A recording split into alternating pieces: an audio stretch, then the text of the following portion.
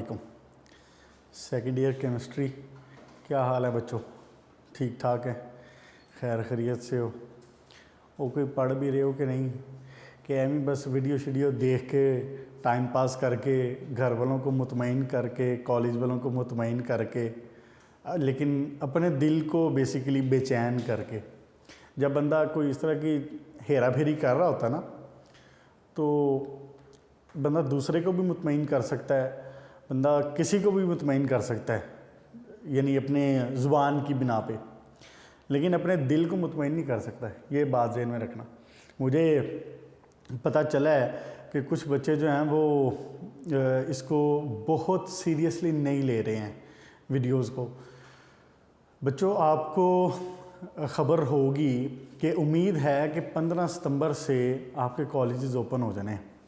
15 सितंबर से होपफुली उम्मीद है पूरी। बाकी देखें, अगर कोई सिनेरियो चेंज होता है तो वो एक अलग बात है, लेकिन 15 सितंबर से उम्मीद है कि कॉलेजेस ओपन हो जाने। तो 15 सितंबर तक बेटा आपका हाफ कोर्स भी हो जाना है, ये जहन में रखें आप। इसका मतलब ये है कि जब आप 15 सितंबर के बाद कॉलेज तशरीफ़ लाएंगे तो we will not be studying these 8 chapters जो हमने फर्स्ट टर्म में ख़त्म कर दिए हैं। आप इसको वीडियो लेक्चर्स को ये ना समझें कि जनाब ये अभी आप पढ़ रहे हैं और सुन रहे हैं और बाद में आप तशरीफ़ लाएंगे तो दोबारा ये रिवाइज़ हो जाएगा और इसको दोबारा से शुरू किया जाएगा। नहीं, ऐसे नहीं होना। अगर ऐसी जहन में कोई गलत फहमी और मिसअंडरस्टैंडिंग है तो वो आप क्लियर कर लें। आप 15 सितंबर के बाद जब तशरीफ़ लाएंगे तो आपके मिड टर्म हो जाने, यानी कि आपका फर्स्ट टर्म एग्ज़ाम हो जाना है। 8 चैप्टर्स जो मैंने आपको बताया कि हमने 8 चैप्टर कौन से करने हैं, 1 से लेके 7वें तक, और साथ में हमने एक चैप्टर 16वां कर लिया। तो आपका जो दूसरा टर्म होना है उसके अंदर आपके 8 से लेके 15वें तक, ये आपका फर्स्ट टर्म है और ये आपका सेकंड टर्म है। जब आप वापस तशरीफ़ लाएंगे तो इनऑर्गेनिक विल बी ओवर, आप उसके एग्ज़ाम देंगे आते साथ ही। ऑर्गेनिक स्टार्ट करेंगे हम उसके बाद। अगर किसी बच्चे को यहाँ पे कोई कॉन्सेप्ट, किसी किस्म की कोई कन्फ्यूजन्स बाकी रह जाएंगी तो वो फिर बाकी रह जाएंगी। मेंटली तैयार रहें आप। इसलिए do not take these videos light कि आप जनाब चिल करेंगे और छुट्टी मार के उसके बाद आप ना देखेंगे ना पूछेंगे, घर वालों को बस मुतमईन कर दिया कि हाँ अभी वीडियो चल रही है, लेक्चर रिकॉर्डिंग हो रही है और ख़ुद भी लगे रहे मस्त। नहीं, ऐसे नहीं। ज़हनी तौर पे तैयार रहें। जो चीज़ें अभी रह जाएंगी वो फिर रह जाएंगी। आपको इसीलिए फैसिलिटेट किया गया है, आपको इदारे ने, आपको आपके पेरेंट्स ने मैक्सिमम हद तक फैसिलिटेट किया है। मुझे पता है ऐसे पेरेंट्स भी हैं जिन्होंने पहले अपने बच्चों को सेल फ़ोन नहीं दिया हुआ था, लेकिन जब से ये वीडियो लेक्चर्स वाला ये मामला शुरू हुआ, बच्चों ने अपने सेल फ़ोन पेरेंट्स ने अपने सेल फ़ोन बच्चों के हवाले किए हुए हैं। सारा दिन वो सेल फ़ोन बच्चों के पास रहते हैं। पेरेंट्स हमें कहते हैं कि आप ये जब वीडियो लेक्चर हैं और इनके मामलात की वजह से हमारे सेल फ़ोन जो हैं वो बच्चों के पास ही रहते हैं। तो आपको इदारा भी मैक्सिमम फैसिलिटेट कर रहा है, आपको पेरेंट्स भी मैक्सिमम फैसिलिटेट कर रहे हैं।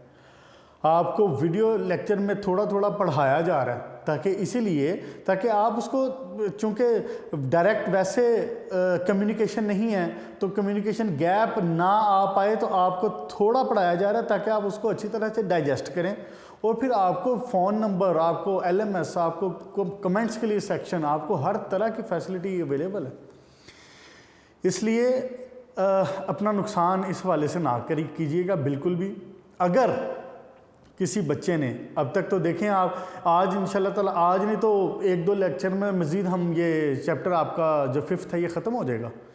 तो आपके फर्स्ट टर्म के जो सिर्फ चैप्टर हैं वो 2 रह जाएंगे पीछे। कौन सा रह जाएगा? एक आपका 6th रह जाएगा और 7th रह जाएगा बस।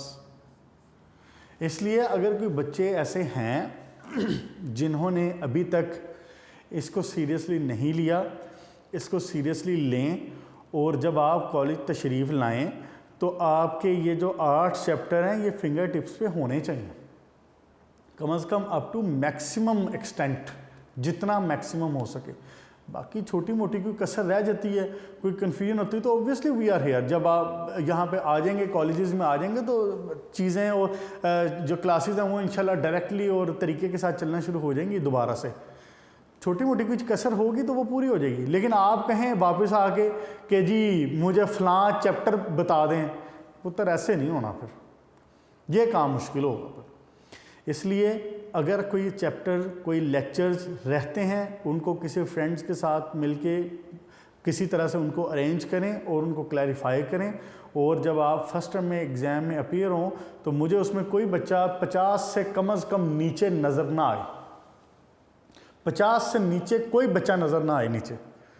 टारगेट आपका 80+ होना चाहिए। लेकिन जो बच्चा इतनी स्लोली पढ़ के, इतना थोड़ा थोड़ा सा पढ़ के फिर भी अगर वो 50 से नीचे जाता है ना, तो आप समझ लें कि आप फिर ख़तरे की घंटी है आपके लिए। फिर आप फिर किसी किस्म की उम्मीद ना लगाएं अपने MBBS से और अपनी ख्वाबों में अपनी इंजीनियरिंग की डिग्रीज देखना फिर छोड़ दें उस हवाले से। इसलिए बेटा इसको सीरियसली लें, मुकम्मल तौर पे तैयारी करें। इंशाल्लाह ताला जो मेहनत करता है उसके साथ ही, उसके बाद ही उसकी किस्मत भी बनती है, ये बात ज़हन में रखिएगा। हाँ जी, हमने कहाँ तक पढ़ लिया था? हमने 5वें चैप्टर का एक अहम कंपोनेंट, 5वां चैप्टर करीब आप समझ लें कि 3/4 हो चुका हुआ है, सिर्फ 1/4 रह गया है, 2-3 पेजेस ही। हमने अब हैलोजन्स जो हैं वो कंप्लीट हो गए थे। अब जहाँ पे हम पहुँचे हैं वहाँ पे हर एटम पहुँचना चाहता है। मैं बात कर रहा हूँ नोबल गैसेस की। 0 ग्रुप, 8वां ग्रुप। आपने देखते ही देखते पहले 7 ग्रुप पढ़ लिए। चलें जी देखें ज़रा। 8वें ग्रुप को 2-3 नाम है इसके। एक तो इसका सिंपल ग्रुप 8 नाम है, दूसरा इसको नोबल गैसेस कहते हैं, फिर इसको 0 ग्रुप भी कहा जाता है, फिर इसको इनर्ट गैसेस भी कहा जाता है। Group 8A noble gases, 0 gases या 0 ग्रुप कहते हैं, और इनर्ट गैसेस, ये सारे इस ग्रुप के नाम हैं। इसीलिए मैंने आपको पहले कहा ना कि अब हम जहाँ पहुँचे हैं वहाँ पे हर एटम पहुँचना चाहता है। मीन्स हर एटम की ये पैदाइशी ख्वाहिश है कि वो अपना आउटर मोस्ट शेल, अपना ऑक्टेट कंप्लीट करे। ये बताया जा रहा है ना आपको बचपन से, जब से आप केमिस्ट्री और जब से आप साइंस पढ़ रहे हैं, आपको यही बताया जा रहा है कि हर एटम है वो बेसिकली अपना ऑक्टेट मुकम्मल करना चाहता है, अपना वैलेंस शेल अटेन करना चाहता है। वो इसकी नोबल गैस की कन्फिग्रेशन, नोबल गैस की इलेक्ट्रॉनिक कन्फिग्रेशन को अटेन करना चाहता है। अच्छा, यहाँ एक सवाल पैदा होता है। सवाल ये है, वाई ऑक्टेट? सिर्फ ऑक्टेट ही क्यों? डुप्लेट भी है, मुझे पता है आपके दिल में ये बात अब कुलबुला रही है कि डुप्लेट भी है। डुप्लेट भी है, लेकिन वो चांदी की एलिमेंट हैं जो डुप्लेट की तरफ जाते हैं शुरू वाले, हाइड्रोजन, हीलियम, लिथियम, बेरिलियम वगैरह। ज़्यादातर तो ऑक्टेट ही पूरा करते हैं ना।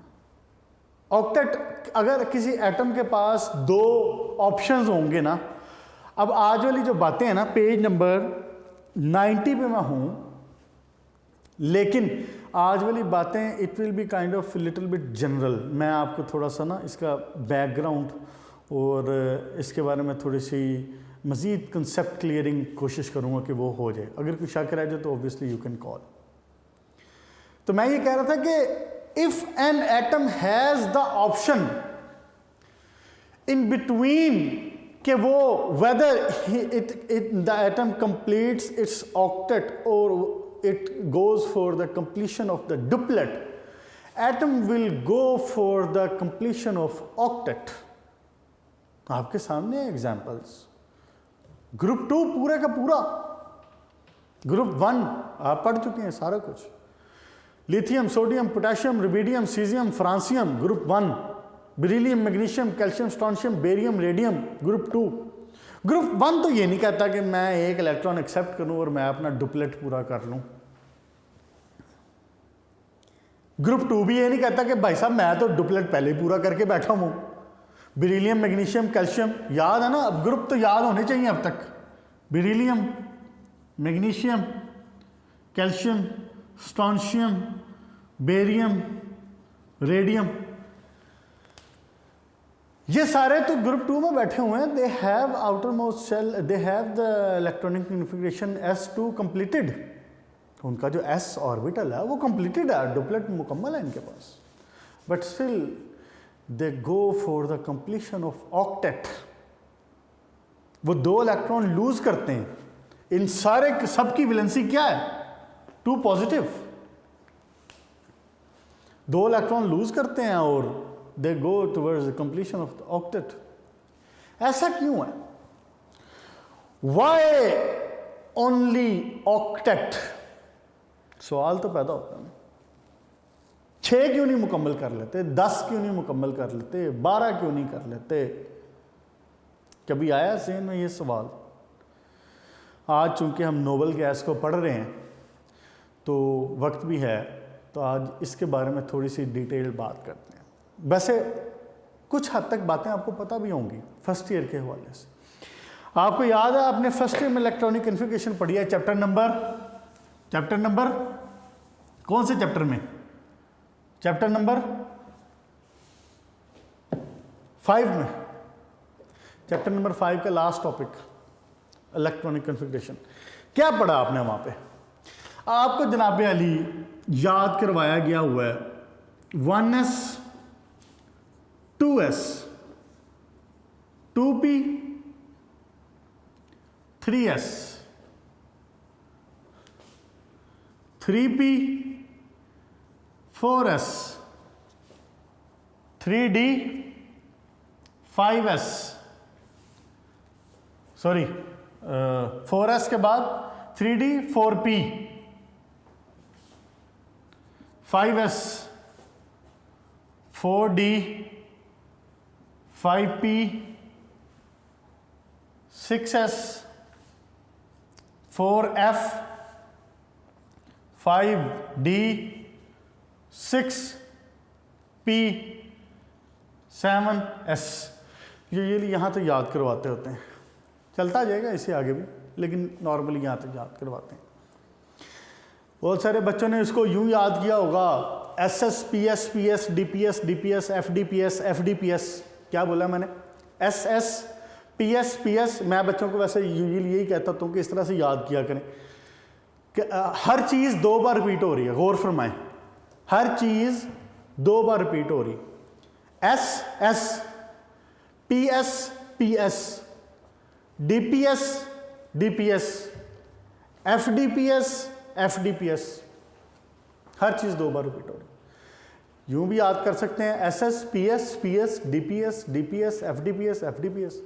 बहुत सारे बच्चों को मैट्रिक में, अब तो आप माशाल्लाह बड़े बच्चे हो गए ना, तो मैट्रिक में जब आप थे तो आपको टू क्रिएट द इंटरेस्ट आपको यूं याद करवाया जाता था, school school public school public school divisional public school divisional public school federal divisional public school federal divisional public school. तो यूजुअली आपको यहाँ तक याद करवाया जाता है। फिर आपको बताया जाता है कि इसकी अब आपने जो फिलिंग करनी है, जो आपने शेल नंबर लिखने हैं वो कैसे लिखने हैं। जिन बच्चों को इसमें कन्फ्यूजन है ना, ज़रा मेंटली तौर पे हाज़िर हो के ध्यान से सुन लो। जब आप तशरीफ़ लाए ना तो कम से कम मेरे से ये बात कोई ना पूछे आगे। ये बात जब आप कॉलेज में जब वापस आएँ तो कम से कम ये चीज़ कन्फिग्रेशन और इसमें जो कंसेप्ट बिल्डिंग है ये मुकम्मल होनी चाहिए आपकी। सुने ध्यान से। हाँ जी, मैं कह रहा था कि आपको ये बताया जाता है कि लिख लेते हैं आप पहले SS PS PS DPS यूँ करके आप लिख लेते हैं, उसके बाद आप फिलिंग कर लेते हैं। ये जो शुरू में ये बला लिखी हुई है, ये वाली जो बला लिखी है, ये वाली शुरू का जो नंबर है, व्हाट डज इट मीन, ये क्या है? ये आपका है पीरियड नंबर। और आपको मैंने बताया हुआ है कि period number is the shell number.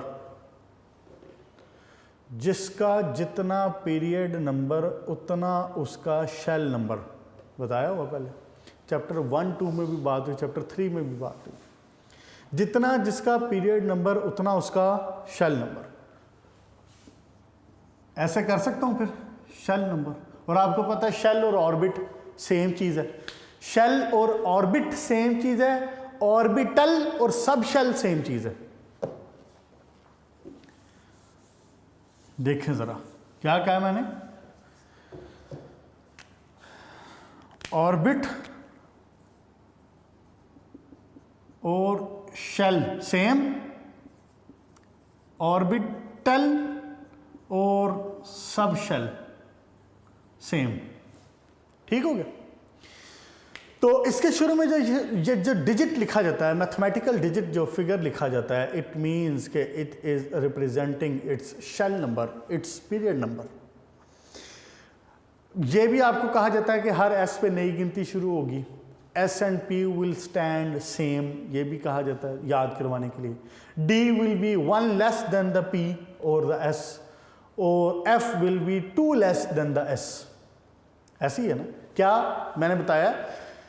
मैंने आपको ये बताया कि आप पहले जब स्कूल पब्लिक स्कूल लिख लिया करते हैं, तो उसके बाद आप क्या करते हैं कि हर एस पे नई गिनती शुरू होगी। गौर फरमाओ, एस है नई गिनती 1, फिर एस आ गया 2 आ गया, S and P will be same, P आ गया 2s 2p, फिर एस आ गया नई गिनती 3s, S and P will be same 3s 3p, उसके बाद फिर दोबारा एस आ गया नई गिनती 4s।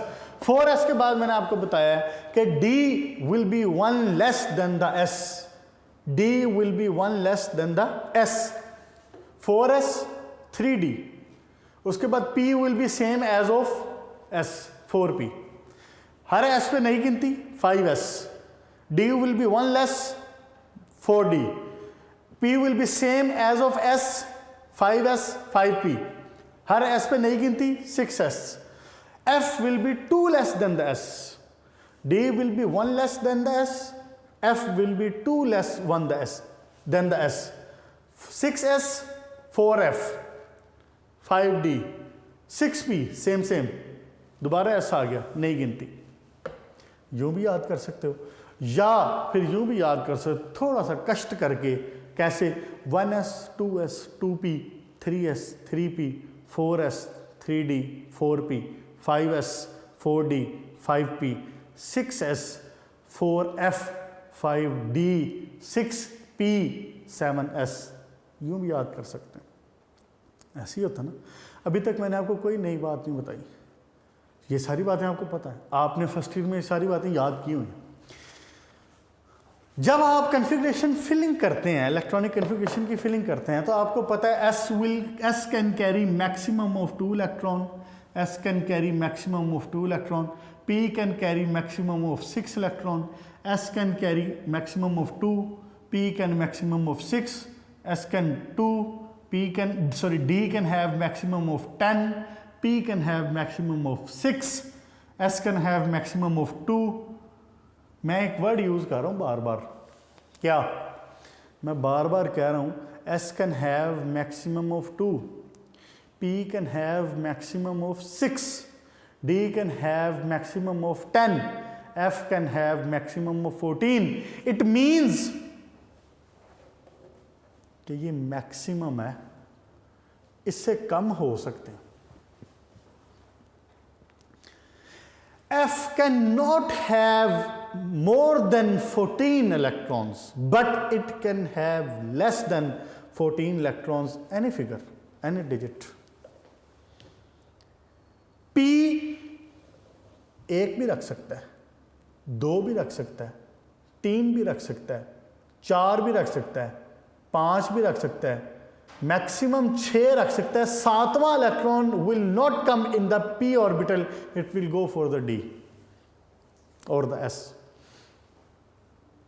क्लियर होगी जी बात? इसलिए मैंने वर्ड यूज किया बार बार कि फलां ऑर्बिटल इतने इलेक्ट्रॉन मैक्सिमम रख सकता है। ठीक हो गया? अच्छा, यही जो बात, अब आते हैं जरा असल बात की तरफ। मैंने आपसे शुरू में पूछा था कि वाई ओनली ऑक्टेट, क्यों आपको बचपन से ये कहा जा रहा है कि जी ऑक्टेट मुकम्मल होना चाहिए, जी एटम का ऑक्टेट मुकम्मल होना चाहिए। एटम भी इस बात में राजी है, टीचर भी राजी हैं, किताबें भी राजी हैं, बोर्ड भी राजी हैं, हर बंदा इस बात में राजी है कि आप ऑक्टेट मुकम्मल कर दें, सब खुश, आप भी खुश, हम भी खुश, बोर्ड भी खुश, एटम भी खुश, मॉलिक्यूल भी खुश। ऐसी होता है ना? तो मेरा क्वेश्चन ये था कि वाई ओनली ऑक्टेट। मैं आपको उसका जवाब अब देने लगा हूँ। ये बात मैंने आपको रिवाइज एक दफ़ा करवा दी है क्योंकि अगली बात अब इसी से कंसर्न्ड है, इसी से कनेक्टेड है। ये बात क्लियर है जी? यहाँ तक कोई शक तो नहीं है? मैं अगर चाहें तो कंप्लीट इसको मजीद कर देता हूँ। बातें हैं सारी सेम ही हैं। F can have maximum of 14, D can have 10, 6, 2। ऐसी है ना? आपको जितने इलेक्ट्रॉन मिले होते हैं, आपको कोई कहता है कि जी पोटाशियम का कन्फिगरेशन बनाए, जी पोटाशियम का एटॉमिक नंबर होता है 19, तो आप क्या करते हैं? आप यहाँ से शुरू हो जाते हैं, 19 इलेक्ट्रॉन है, 19 इलेक्ट्रॉन है, 2 इधर आए, 2 इधर आए, 6 इधर आए, 10, 10 और 2 इधर आ गए, 12, 12 और 6 जनाब 6 इधर आ गए, 12 और 6 18। तो जनाब आप कहते हैं एस में सर एक आ सकता है क्योंकि you told for the electronic configuration of 19 electrons and that is the potassium. ऐसे होता है ना? ऐसे है ना जी? अब इसी बात को आपने जहन में रखना है, एक दफ़ा इसको रिपीट कर लें और किसी बच्चे को शक नहीं रहना चाहिए। 1s 2s 2p 3s 3p 4s 3d 4p 3d 4p 5s 4d 5p 6s 4f 5d 6p 7s। ऐसी? ओके, इसको मैं करता हूँ अब रेज। अब मैं आपको बताने ये लगा हूं कि ये जो कॉन्फ़िगरेशन का लिखने का तरीका था ना, ये जो आपको रटा यूं लगवाया गया हुआ है, आपको याद होगा आपने फर्स्ट ईयर में इसको यूं भी पढ़ा होगा, एरोज लगा के, ऐसे, याद है? ऐसे ऐसे। अब मैं इसको नहीं रिपीट कर रहा, ये एरोज लगा के आपने इसको किया हुआ। पेज नंबर तो मुझे नहीं याद, लेकिन इसकी चैप्टर 5 का आपका लास्ट टॉपिक है इलेक्ट्रॉनिक कॉन्फ़िगरेशन, उस पर आपने एरोज लगा के भी किया हुआ। अच्छा, बात अब ये है कि भाई साहब ये जो आपको रट्टा लगवाया गया है, it is in the increasing order of energy.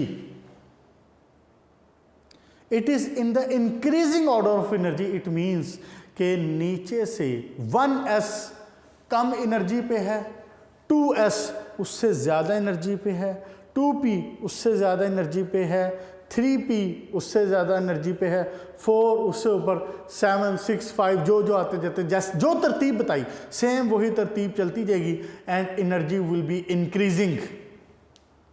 ठीक हो गया? मैं इसी एनर्जी इंक्रीजिंग को अब ड्रॉ करने लगा हूँ ज़रा आपको समझाने के लिए। गौर फरमाएं ज़रा। अब आपने क्या करना है? गौर फरमाना है।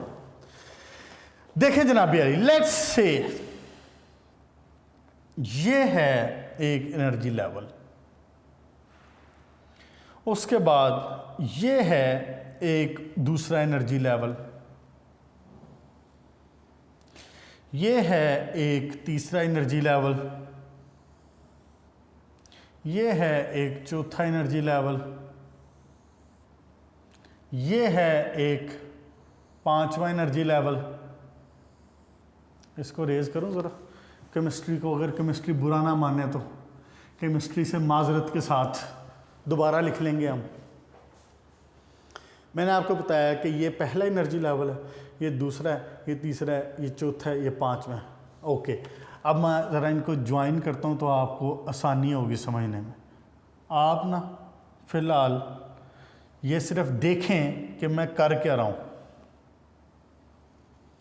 ये देखें जनाब। ओके जी, मैं अब क्या करने लगा हूँ,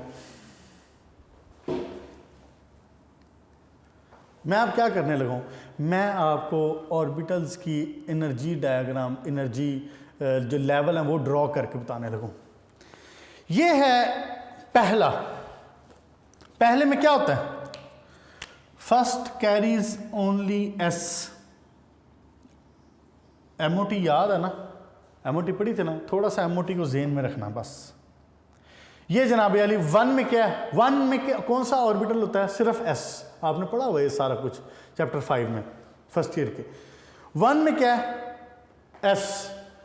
2 में क्या होता है, अभी यहां पे मैंने लिखा था, 2 में क्या है, 2s और साथ में 2p। तो 2p में ऑर्बिटल कितने होते हैं, 2p में ऑर्बिटल कितने होते हैं, px, py और pz। d में कितने होते हैं, 5, dxy, dyz, dzx, dx square minus Y square, dz square. और f में होते हैं 14, उसके नाम याद करने की आपको ज़रूरत नहीं है, वो कम्प्लेक्स है ज़्यादा। dxyz, dyzx, dzxy, उनके नाम इस तरह से होते हैं, तो उसकी ज़रूरत नहीं है आपको। आपने ये रखना है ज़हन में, क्या, p, d और f के 14। ओके, 1 में सिर्फ s होता है, 2 के अंदर एक 2s होता है और साथ में p के 3, 2p। 3s में एक s, 1 2 3, 3p। ऐसी जनाब बात समझ आ रही ना। जो बातें अभी मैंने यहां पे लिखा था, 1s 2s 2p 3s 3p 4s, वो सारा वही चीज़, उसी को मैं अब एनर्जी लेवल्स में ड्रॉ कर रहा हूँ। गिनती वही जहन में वही रखनी है। आपने अपने पास नोटबुक पे लिखा होगा ना, तो उससे कंपेयर करते जाएं बस। ये हो गया जनाब अली 1s, ये हो गया 2s, ये हो गया 2p, और 2p में आके ये हो गया फिर 3s 3p, उसके बाद आता है 4s।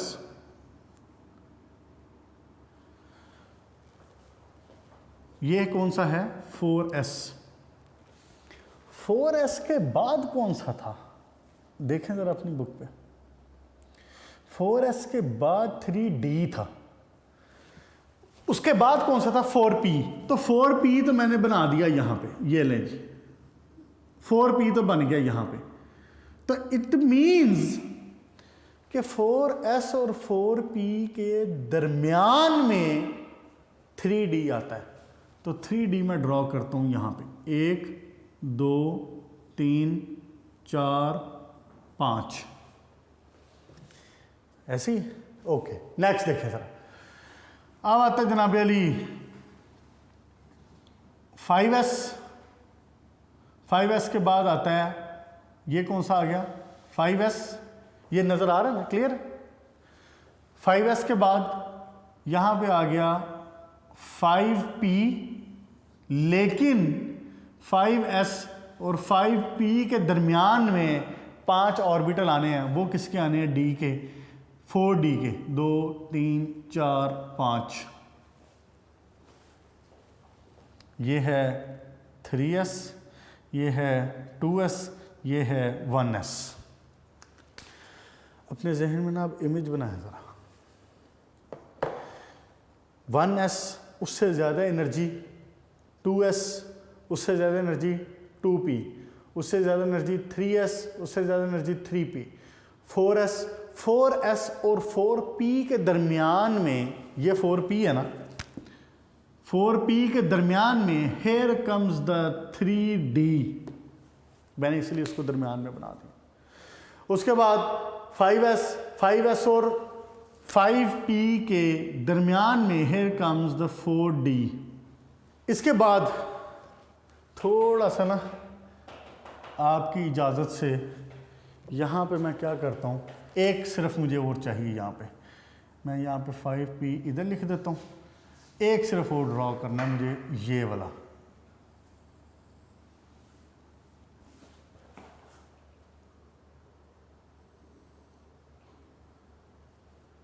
यहाँ पे, ठीक है जी, चल ओके। हाँ जी, इसमें अब क्या होना है, अब ये आना है 6s।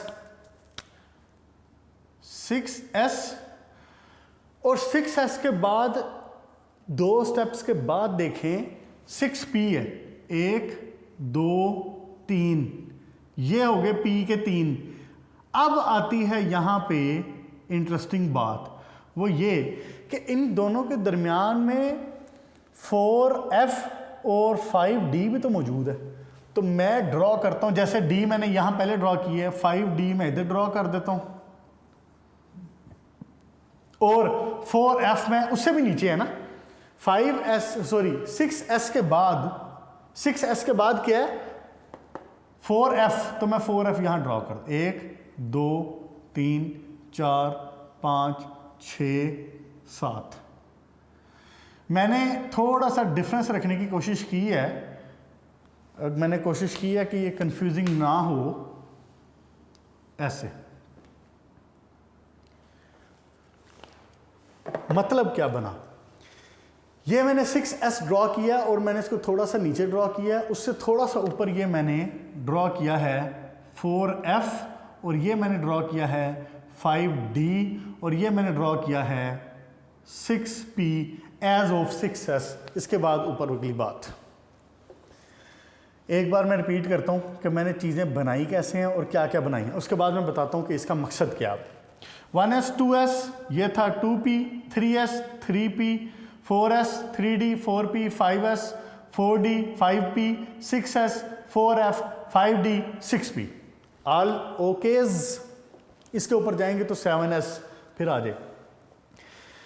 बेटा गौर करने वाली बात यह है कि ये एक किस्म का एक सेट ऑफ ऑर्बिटल बन गया, ये एक किस्म का एक सेट ऑफ ऑर्बिटल बन गया, ये एक सेट बन गया, ये एक सेट बन गया, एक सेट बन गया, एक। अगर आप गौर करो ज़रा, इस ऑर्बिट सेट ऑफ ऑर्बिटल और इसके दरमियान में एनर्जी डिफरेंस मैंने ज़्यादा रखा है, इसमें थोड़ा सा कम हुआ है, इसमें थोड़ा सा मज़ीद कम हुआ है, इसमें थोड़ा सा मज़ीद कम हुआ है, इसमें थोड़ा सा मज़ीद कम हो गया। जब इलेक्ट्रॉन आते हैं ना और इलेक्ट्रॉन की फिलिंग शुरू होती है, तो पहले इलेक्ट्रॉन आते हैं इसके अंदर 1s में, उसके बाद 2s में, 2p में, 3s में, 3p में, फिर 4s में। After that they goes in the 3d fill होता है, फिर 4p फिल होता है, फिर 5s फिल होता है, फिर 4d फिल होता है, फिर 5p फिल होता है, फिर 6s फिल होता है, फिर 4f फिल होता है, फिर 5d फिल होता है, फिर 6p फिल होता है। गौर करें कि 4s, 3d और 4p इन तीनों में एनर्जी डिफरेंस बहुत ज़्यादा नहीं है बनिस्बत इसके, यहाँ पे एनर्जी डिफरेंस बहुत ज़्यादा है। इस सेट ऑफ ऑर्बिटल और इस सेट ऑफ ऑर्बिटल में एनर्जी डिफरेंस बहुत ज़्यादा है। ये देखें, एक्चुअल में भी ऐसे ही होता है। जो एक सेट ऑफ ऑर्बिटल बना है बिल्कुल ऐसे ही, जैसे मैंने आपके सामने ड्रॉ किया ना, बिल्कुल ऐसे ही एटम के गिर्द जो ऑर्बिटल है ना, वो अपने आप को अरेंज किए होते हैं और उनके अंदर फिलिंग अप हो रही होती है। इलेक्ट्रॉन आते जाते हैं, फिल अप होते जाते हैं, इलेक्ट्रॉन रिलीज होते रहते हैं, लूज होते रहते हैं, गेन होते रहते हैं, सारा कुछ इसी में होता रहता है। समझ आ गई बात की? अब ऑक्टेट के ऊपर बात आके क्यों रुकती है? ऑक्टेट के ऊपर बात आके इसलिए रुकती है कि when an atom completes it's p orbital, p में कितने आने हैं? 6 आने हैं ना, 2 इसमें, px में, 2 py में, 2 pz में, 6 ही आने, और 2 आने हैं 2s में। टोटल कितने हो गए यहाँ पे? 8 हो गए। जब इसके बाद नोवा इलेक्ट्रॉन आएगा, it has to go this much energy, it has to attain this much energy. जो अगला इलेक्ट्रॉन आ रहा होता है वो अगले सेट ऑफ ऑर्बिटल्स की तरफ जा रहा है। यहां पे बात 2 की चल रही है, यहां पे बात 3 की चल रही है, यहां पे बात 4 की चल रही है। तो जो अगला इलेक्ट्रॉन आएगा वो बेसिकली जब इसमें इसकी तरफ आएगा, इसमें फिलअप होगा या इसमें फिलअप होगा, तो it will require more energy. इसलिए अगर एटम के पास एक इलेक्ट्रॉन एक्स्ट्रा यहाँ पे लटका हुआ हो ना, मौजूद हो, लाइक ग्रुप 1, तो वो क्या करता है? वो इस इलेक्ट्रॉन से जान छुड़ाता है, इस इलेक्ट्रॉन को छोड़ता है ताकि उसका पीछे वाला ऑर्बिटल, पीछे वाला शेल, पीछे वाला सेट ये कंप्लीट हो सके। ये वजह है कि ऑक्टेट मुकम्मल, देखें डी और एफ जो हैं ये इनके दरमियान में आ रहे हैं, इसी सेट के दरमियान में आ रहे हैं। तो टोटल डिपेंड किसके ऊपर कर रहा है? डिपेंड कर रहा है एस और पी के ऊपर। अगर पी फिल हो गया है तो अब नेक्स्ट जो एस है वो अभी दूर है, एनर्जी गैप, एनर्जी डिफरेंस ज्यादा है। बात समझ आ गई? इसलिए जब कोई एटम अपना ऑक्टेट मुकम्मल कर लेता है ना, तो फिर वो कहता है बस जी बस, अब नहीं जी, अब नहीं, बस। क्यों? क्योंकि उसने अपना मौजूदा ऑर्बिटल्स का जो सेट था वो मुकम्मल कर ली। P was the limit, S was the beginning.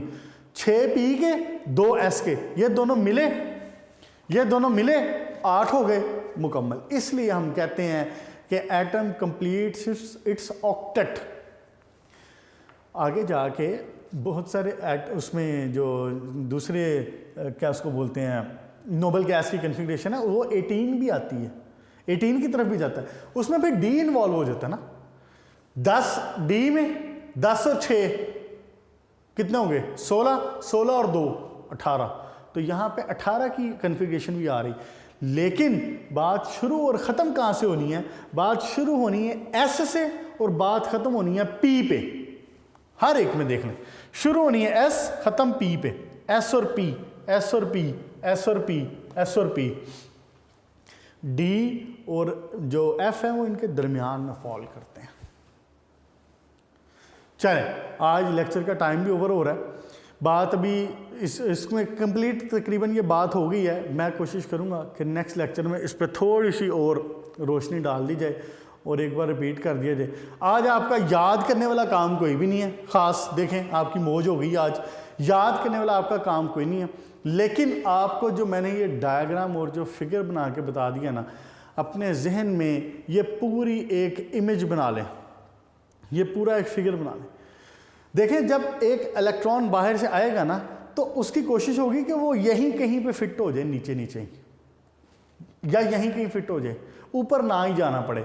इतना एनर्जी डिफरेंस, इतना एनर्जी गैप ना फिल करना पड़े। वो मुझे कहेगा कि जी एस में रख लें या पी में फिट कर लें मुझे, या डी में कहीं पे रख लें, एफ में रख लें। लेकिन ये जो बात है ना कि एक स्टोरी से जंप करके अगली स्टोरी पे जाना, ये एटम के लिए एक औखा काम है। ये इलेक्ट्रॉन के लिए ये एक मुश्किल काम है। इसको अवॉइड किया जाता है। इंशाल्लाह ताला इसको कंटिन्यू रखूँगा आगे। नेक्स्ट लेक्चर में हम दोबारा इस पर थोड़ी सी बात करेंगे। फ़िलहाल इतना ज़हन में रखें, तो नेक्स्ट लेक्चर में इंशाल्लाह ताला फिर मुलाकात होती है। बात हम यहीं से चलाएंगे नेक्स्ट लेक्चर में। तो अपना ख्याल रखिएगा, इसको कंसेप्ट को ज़हन में बिठाएँ। Good luck.